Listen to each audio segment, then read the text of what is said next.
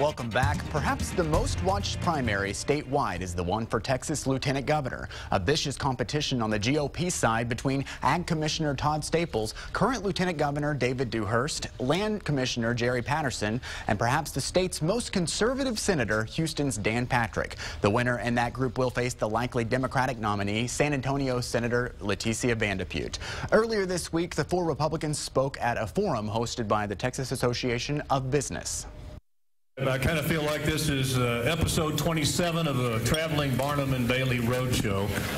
We've been all over Texas. We remembered each other's speeches. We could actually change roles, but we're not going to do that. When it comes to transportation planning this last decade, I ask you, where's the leadership been?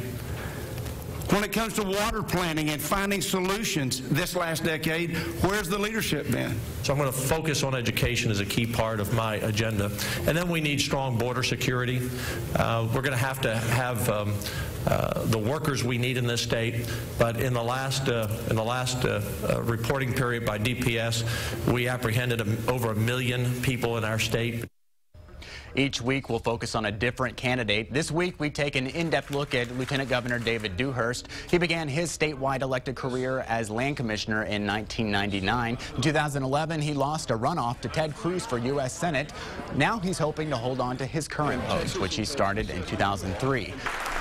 Most Texans know David Dewhurst as president of the Texas State Senate. Lately, his most watched moment came last summer during Wendy Davis' filibuster on abortion.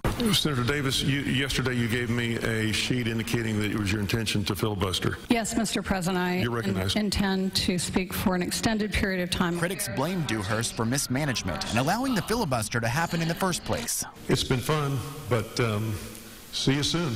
But many voters might not know about Dewhurst's life away from the spotlight. He's one of the wealthiest elected officials in Texas, gaining most of his money in the energy industry after a career in the Air Force and the CIA.